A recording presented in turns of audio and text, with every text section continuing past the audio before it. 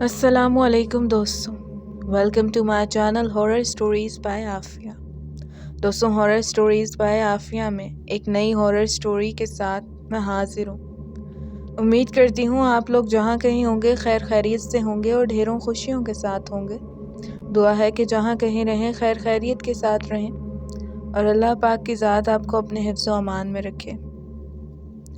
दोस्तों, कहानी शुरू करने से पहले अगर तो आप हमारे चैनल पर नए हैं तो चैनल को सब्सक्राइब लाजमी कर लें और बेल के नोटिफिकेशन को ऑन कर लें ताकि आने वाली नई अपडेट्स आप तक पहुंचती रहें। आइए बढ़ते हैं कहानी की जानिब मज़ीद किसी देरी के बगैर। बाहर आसमान पर कहर ने बसेरा किया हुआ था और अंदर वो खुद को अपनी ख्वाबगाह में बंद किए बेड पर आड़ी तिरछी लेटी थी। इसका लिबास शिकन आलूद और मैला हो रहा था। बेड पर ही इसके साथ पड़ी ऐश ट्रे में फूंकी गई सिगरेट की बेशुमार टुकड़े पड़े थे और वो बेतासुर नज़रों से छत को घूर रही थी। सुबह से इसकी ख़ास मुलाजमा मैरी भी इसकी ख्वाबगाह का दरवाज़ा बजा बजा कर थक कर चली गई थी और डैनियल को तैयार करके स्कूल भेज दिया था। इसका शौहर डेविड शहर से बाहर था और इसकी हालत का जब मैरी ने इसे बताया तो सुबह से इसको फ़ोन कर रहा था, मगर वो अपनी जगह से टस से मस न हुई थी। ख्वाबगाह की अबतर हालत इसकी जहनी अबतरी का सबूत थी। रात के 2 बजे थे। कमरे में अंधेरे को बस दीवार के साथ रखे लैंप की पीली रोशनी ही मात देने की नाकाम कोशिश कर रही थी। एक और सिगरेट जलाते इसके हाथों में किसी की गुनगुनाहट सुनकर लर्जिश हुई। इसने मुड़कर देखा। रॉबिन लैम के पास खड़ा गुनगुना रहा था। इसकी आंखें खौफ से फैल गईं। कैथरीन ने इसे मरने के बाद हमेशा जोकर के रूप में देखा था। इसका लिबास खून आलूद था, आंखों के डेले बाहर को निकले हुए और होंठों पर खून जो बांछों से नीचे तक लगा हुआ था। वो इसके वजूद से इसकी हयात में जितना घिन खाती थी अब इतना ही खौफजदा रहने लगी थी। तुम्हें क्या लगा कमरे में कैद होना तुम्हें मुझसे छुपा लेगा? रॉबिन ने अपने दांत निकालते हुए पूछा था। हाँ, वो भूल कैसे गई थी कि वो तो मरा हुआ था।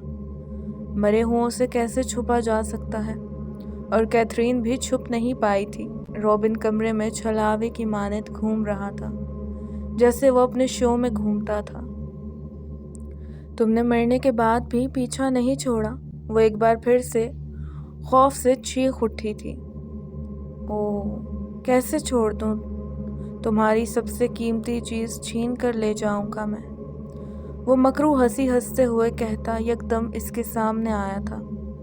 कैथरीन ने खौफ से आंखें बंद की थीं। एक नागवार बदबू इसके नथनों से टकराई थी।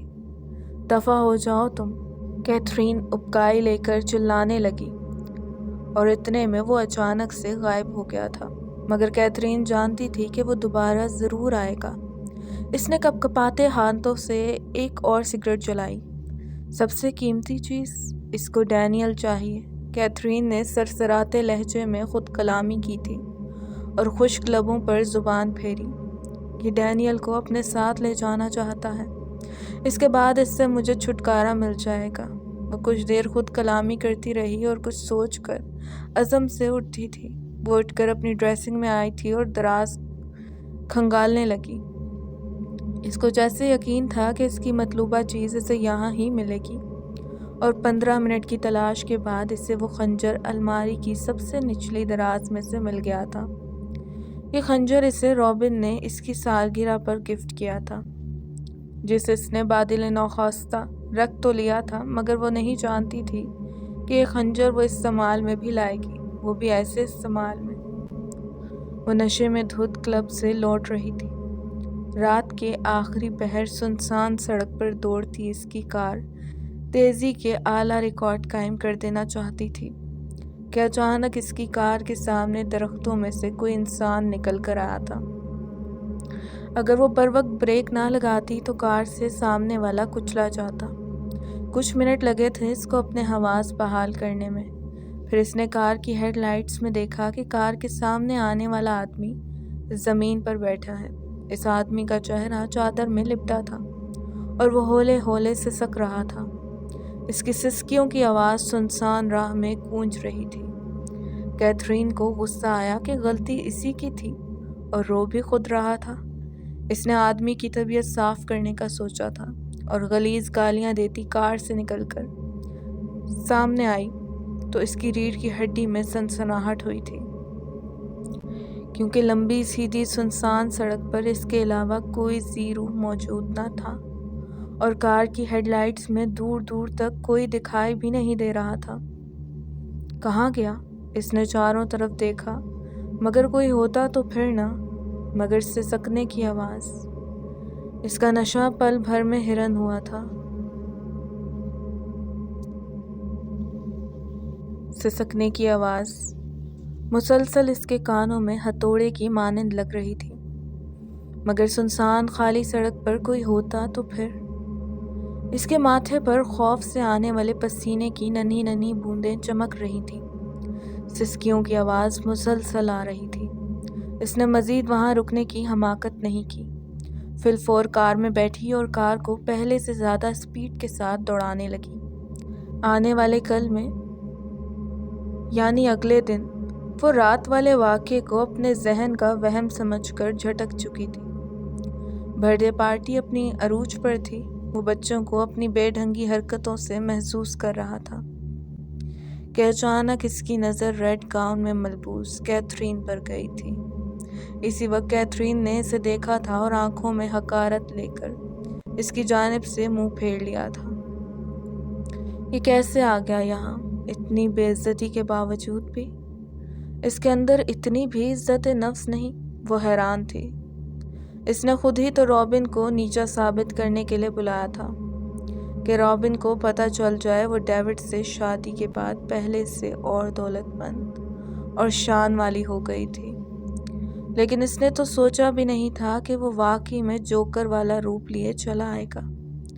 اب جب کیتھرین نے اسے دیکھا تو غصے سے اس کا تنفس تیز ہو گیا تھا۔ اب دیکھنا میں تمہارے ساتھ کرتی کیا ہوں۔ کیتھرین نے زہر خند لہجے میں خود کلامی کی تھی اور جلتی ہوئی رابن کے پاس آ کر جان بوجھ کر رابن سے ٹکراتے ہوئے زمین پر گری تھی۔ اس کے گرنے سے سب مہمان اس کی جانب متوجہ ہو گئے تھے۔ اس سے پہلے رابن اس کو اٹھانے کے لیے جھکتا وہ خود اٹھی تھی اور زناٹے دار تھپڑ رابن کے منہ پر مارا تھا۔ رابن نے تذلیل کے احساس کے ساتھ گال پر ہاتھ رکھے، حیرانگی سے اس کو دیکھا۔ یو باسٹرڈ، تمہاری ہمت کیسے ہوئی مجھے گرانے کی؟ رابن اس کے الزام پر حیران ہوا تھا۔ تذلیل کا احساس الگ تھا۔ اس سے پہلے رابن اپنی صفائی میں کچھ کہتا، ڈیوڈ آیا۔ کیا ہوا ڈیئر؟ ڈیوڈ، اس بلڈی جوکر نے مجھے دھکا دیا اور میرا سارا لباس خراب کر دیا، میرا اتنا قیمتی لباس، وہ روحان سی ہو کر بولی تھی۔ ڈیوڈ اپنی حسین بیوی کو روتی دیکھ طیش میں آ گیا تھا اور آگے بڑھ کر رابن کو تھپڑ مارا۔ رابن کی آنکھیں ضبط سے سرخ ہو گئی تھیں۔ اس نے نظر اٹھا کر دیکھا، وہاں موجود ہر شخص کے لیے اس کی آنکھوں میں حقارت تھی، غصہ تھا۔ گارڈز، اس کو اٹھاؤ اور باہر پھینک دو، ڈیوڈ نے اپنے گارڈز کو حکم دیا تھا۔ پتہ نہیں کہاں سے آ جاتے ہیں بلڈی جوکرز۔ ڈیوڈ کے اشارے پر دو گارڈز نے اس کو بے دردی سے دبوچا تھا اور کیتھرین نے غرور سے اس کی جانب دیکھا تھا۔ یہ ہے تمہاری اوقات۔ اس کی آنکھوں میں رابن کے لیے حقارت تھی، بس حقارت۔ وہ آج کافی دنوں بعد رابن کے اصرار پر پارک میں ملے تھے۔ یہ ہے تمہاری سالگرہ کا تحفہ۔ رابن نے ایک چمکدار خنجر اس کی طرف بڑھایا۔ یہ؟ وہ صدمے سے جیسے مرنے والی تھی۔ شاید تم نے پارکنگ میں کھڑی میری کار نہیں دیکھی جو پاپا نے آج ہی گفٹ کی ہے مجھے، اس نے جتایا۔ رابن کی آنکھوں کی جوت بجھی تھی۔ بہت دل سے لایا تھا تمہارے لیے۔ اچھا چلو رکھ لیتی ہوں۔ اس نے نہ جانے کس دل سے وہ خنجر رکھ لیا تھا اور خنجر کو استہزائیہ انداز میں، یعنی مذاق اڑانے والے انداز میں دیکھتے ہوئے بولی، اور تم لائے بھی کیا ہو؟ خنجر تمہارے کام آئے گا، رابن نے بجھے بجھے لہجے میں کہا۔ اچھا، تم نے کیا سوچا؟ पापा को मैं ये तो नहीं बता सकती, मेरा बॉयफ्रेंड एक जोकर है। इसकी बात को वो नज़रअंदाज करके बोली। ये बात मुझसे प्यार करने से पहले सोचनी चाहिए थी। रॉबिन ने तंज किया। अब वो भी कहाँ तक बर्दाश्त करता। हाँ, तब नहीं सोचा, मगर अब कुछ सोचना पड़ेगा, कैथरीन ने अजीब से लहजे में कहा था। और कुछ दिनों बाद इसने एक अमीर बिजनेसमैन डेविड जॉन से शादी कर ली थी। कल काफ़ी साल बाद जब इसे कैथरीन का फ़ोन आया और इसने अपने बेटे की सालगिरह में आने की दावत दी, तो इसके लहजे में गरूर के बावजूद वो अपनी नेक दुआएं लेकर पहुंचा था। वो जाता ही ना अगर इससे अपनी आज होने वाली तजलील का पहले से मालूम होता तो। आज बहुत बुरा किया था कैथरीन ने। रॉबिन आंखों में नमी लिए सड़क पर चलता माजी में इतना महव था कि इसे अपने पीछे तेज स्पीड में आती कार का पता ही नहीं चला था, और कार इससे अपने टायरों तले रौंदती गुजर गई थी। रात की दूसरे पहर वो मुंह के बल जमीन पे गिरा हुआ था। इसने उठने की कोशिश की मगर बेसूद। खून इसके चारों तरफ फैल रहा था। सड़क पर कोई न था जो इसकी मदद को आता। बिलाखिर इसकी रूह कफ से अंसरी से परवास कर गई, मगर तब भी इसकी आंखों में आज हुई अपनी तजलील के आंसू थे। सालगिरह की तकरीब बहुत थका देने वाली थी। शावर लेकर वो ड्रेसिंग की जानिब बढ़ी थी कि इसका फ़ोन बजा। इसने साइड टेबल पर से अपना फ़ोन उठाकर देखा तो रॉबिन की कॉल थी। इसका दिल एक अजीब अंदाज में धड़का। लेकिन आज रात बर्थडे पार्टी में मिलने वाली अपनी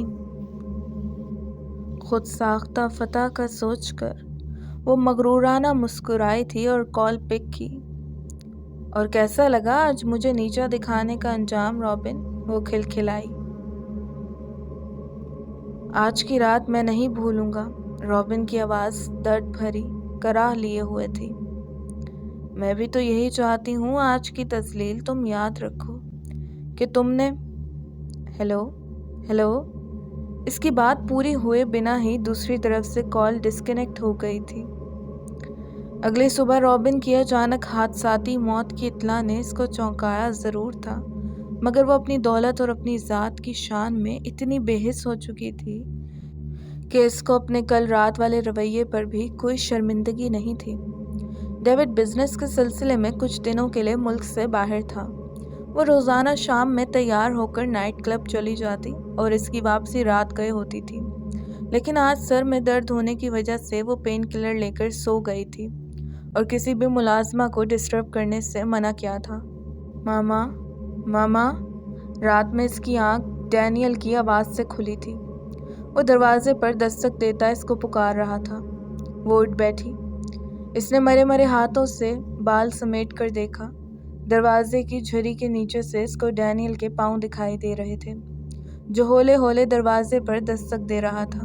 वो बेजारी से उठी थी और दरवाज़ा खोला, लेकिन राहदारी खाली देखकर इसकी रीढ़ की हड्डी में सनसनाहट सी हुई थी। इसको लगा डैनियल वापस अपने कमरे में चला गया है।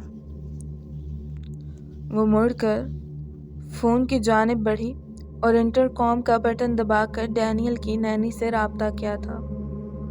3-4 बार बेल होने के बाद नैनी की मखमूर आवाज़ सुनाई दी। Yes ma'am. तुम सो रही हो?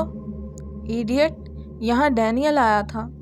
डैनियल आया था? नैनी ने हैरानी से डैनियल को इसके बिस्तर पर ख्वाब खरगोश के मज़े लेते देखा। हाँ, इससे पूछो इसे क्या चाहिए, और अब मुझे कोई डिस्टर्ब ना करे, इसने नखुवत से कहा था और नैनी की बात सुने बिना कॉल डिस्कनेक्ट कर दी। नैनी से बताना चाहती थी कि डैनियल तो इसके पास सो रहा था, तो वहाँ कैसे गया। दूसरी तरफ कैथरीन की नींद तो उड़ ही चुकी थी। वो शॉल लेती खिड़की के पास चली आई। ग्लास वॉल से नज़र आता मंजर इसके हाथों के तोते उड़ा गया। इसने जो देखा इसे अपनी आंखों पर यकीन नहीं आया था। हाँ, वो रॉबिन ही था जो अपने जोकर वाले लिबास में, मगर डैनियल इतनी रात को इसके साथ सड़क पर इस तरह खेल रहा था जैसे इसको बरसों से जानता हो। कैथरीन खौफजदा सी फटी फटी आंखों से सामने वाला मंजर देख रही थी कि वो दोनों वजूद इसकी नज़रों के सामने हवा में तहलील हो गए थे اور وہ حیران نظروں سے ادھر ادھر خالی سڑک کو پورے ہوش و حواس میں دیکھے گئے منظر کو سچ سمجھنے سے ہچکچا رہی تھی۔ یہ کیسے ممکن ہے؟ وہ تو مر چکا ہے۔ بیڈ پر بیٹھ کر اس نے اپنے بال مٹھی میں جکڑے تھے اور بے بسی سے بڑبڑائی تھی۔ اس کا سر بری طرح سے دکھ رہا تھا۔ آخر کار اس نے سائڈ ٹیبل کی دراز میں سے پین کلر لی اور کھا کر لیٹ گئی۔ کچھ دیر بعد وہ نیند کی آغوش میں پہنچ چکی تھی۔ صبح اٹھی تو ناشتہ کرنے کے لیے ٹیبل پر آئی۔ ڈینیل کو اسکول بھیج دیا تھا؟ اس نے سرسری سا سوال کیا۔ نہیں میم، میری نے جواب دیا۔ کیوں؟ میم ان کو رات سے تیز بخار ہوا ہے۔ چلو اس کا مسٹر رابرٹ سے چیک اپ کروا دینا اور مکمل خیال رکھنا۔ میں شاپنگ سے واپس آ کر اس سے ملوں گی۔ وہ لاپرواہی سے ہدایات دیتی کار کی چابی اٹھا کر نکل گئی تھی۔ اتنی شاہانہ مزاج کے باوجود وہ کار خود چلانا پسند کرتی تھی۔ شاپنگ سے آ کر وہ نوکر کو سامان اپنے کمرے میں پہنچانے کا کہہ کر ڈینیل کے کمرے میں چلی آئی۔ کمرے میں نیم اندھیرا تھا، بیڈ خالی تھا۔ ڈریسنگ روم میں سے ڈینیل کے گنگنانے کی آواز آ رہی تھی۔ وہ وہاں ہی چلی آئی، لیکن ڈریسنگ روم میں ڈینیل کو اس حلیے میں دیکھ کر اس کے پاؤں کے نیچے سے زمین نکل گئی تھی۔ ڈینیل شیشے کے سامنے کھڑا گنگنا رہا تھا، لیکن ڈریسنگ روم میں ڈینیل کو ایسے حلیے میں دیکھ کر اس کے پاؤں سے زمین نکل چکی تھی۔ وہ رنگ برنگے حلیے میں منہ پر جوکر کی طرح غارہ ملے خود کو شیشے میں چوم رہا تھا اور گنگنا رہا تھا۔ ڈینیل، خوف سے اس کے منہ سے پھنسی پھنسی آواز نکلی تھی۔ مام دیکھو میں کیسا لگ رہا ہوں۔ وہ چہکتا ہوا اس کی طرف بھاگ کر آیا۔ ڈینیل، یہ تم نے کیا کیا ہوا ہے اپنا حال؟ مام، آپ کو پتا وہ انکل ہے نا، انہوں نے مجھے تیار کیا ہے، وہ اس کے سامنے گھومتے ہوئے بولا تھا۔ کون سے انکل؟ ارے وہی مام جن کو آپ نے پارٹی سے نکلوا دیا تھا، ڈینیل نے بے نیازی سے کہا تھا۔ کیتھرین نے اسے کچھ خوف اور کچھ غصے سے کندھوں سے پکڑ کر جھنجھوڑا۔ واٹ ربش! جی مام، وہ وہی ہیں، کل رات آئے تھے میرے پاس ڈھیر سارے بیلونز لے کر اور کہتے مجھے اپنے ساتھ لے جائیں گے۔ اس نے خوشی سے بتایا تھا۔ کہیں نہیں جا رہے تم سمجھے؟ وہ مزید غصے میں آ گئی تھی۔ نہیں میں جاؤں گا، آپ کو بھی اپنے ساتھ۔ اس سے اپنا نام برداشت نہیں ہوا تھا اور اس نے ڈینیل کے منہ پر تھپڑ مارا تھا۔ وہ کچھ لمحے منہ پر ہاتھ رکھے کھڑا رہا، پھر آپ کو بھی اپنے ساتھ لے کر جاؤں گا میم، وہ یکدم رابن کی آواز میں چلایا تھا۔ کیتھرین بری طرح ڈر کر پیچھے کو لڑکی تھی اور ڈینیل کا ہنستے ہوئے منہ بڑھتا چلا گیا تھا۔ کیتھرین خوف زدہ ہو کر اٹھ کر بھاگی تھی اور جا کر کمرے میں بند ہو گئی۔ تب سے وہ کمرے میں ہی بند تھی۔ میلبورن کی دھند بھری ایک رات کا منظر۔ شو ختم ہونے کے بعد وہ اپنے گھر جانے کے لیے نکلا تو اچانک اس کے سامنے ایک بوڑھی عورت آئی تھی۔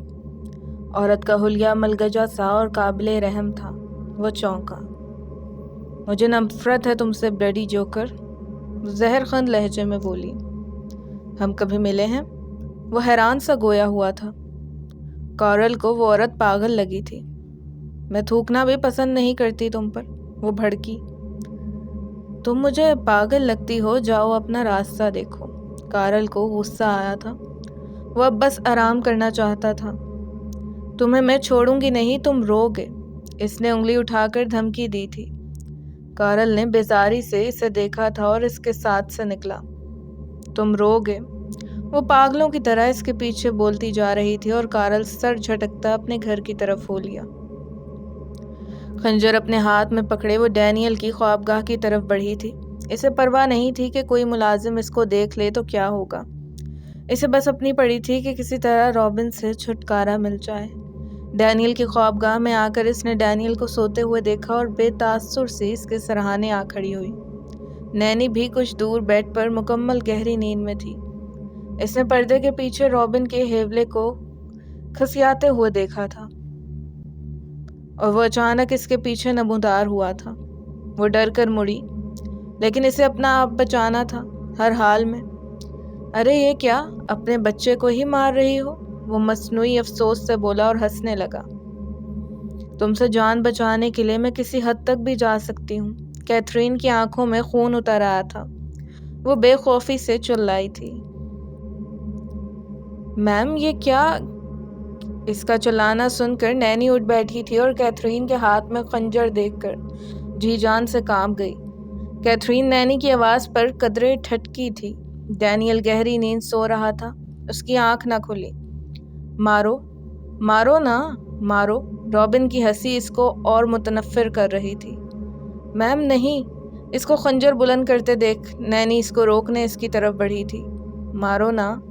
ہاں مار دوں گی۔ نینی اور رابن کی آوازوں نے اس کی سوچ کو مفلوج کر دیا تھا۔ اس سے پہلے نینی اس کو روکتی، لمحے کے 1000ویں حصے میں اس نے خنجر کی نوک ڈینیل کے ننھے پیٹ میں اتار دی تھی۔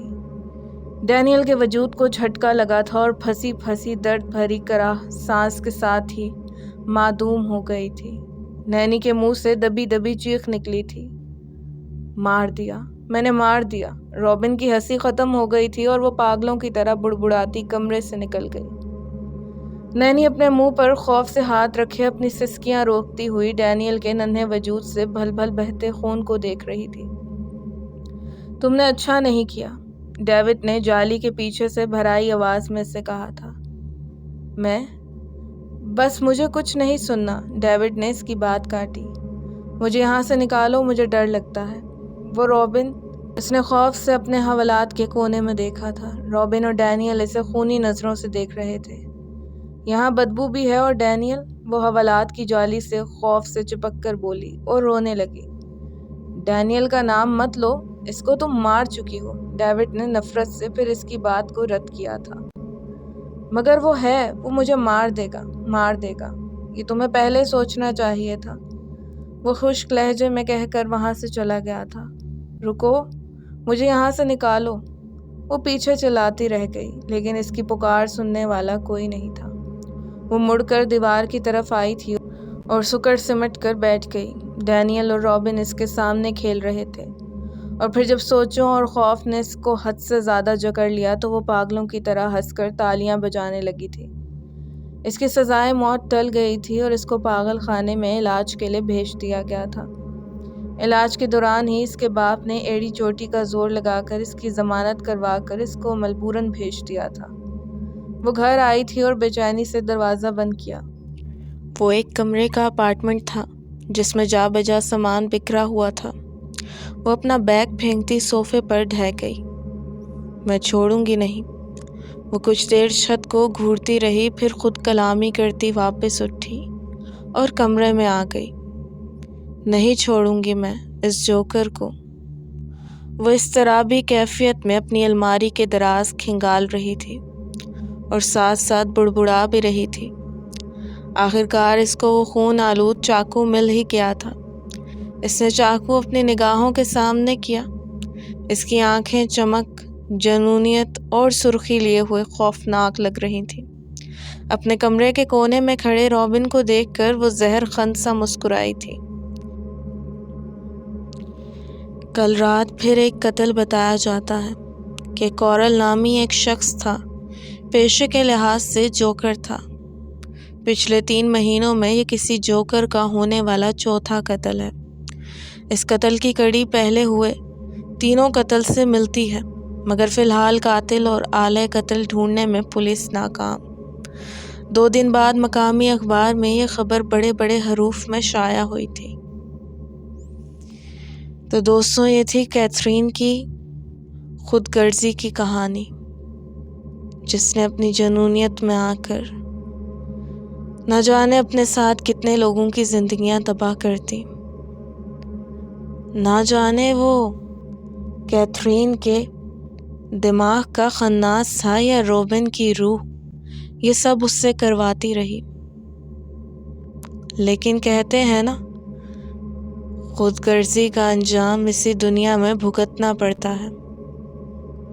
ویڈیو پسند آئے تو ویڈیو کو لائک اور کمنٹس میں اپنی رائے کا اظہار لازمی کیجیے گا۔ اس ناچیز کو دعاؤں میں یاد رکھیے گا۔ پھر ملتی ہوں نئے واقعے کے ساتھ، تب تک کے لیے فی امان اللہ۔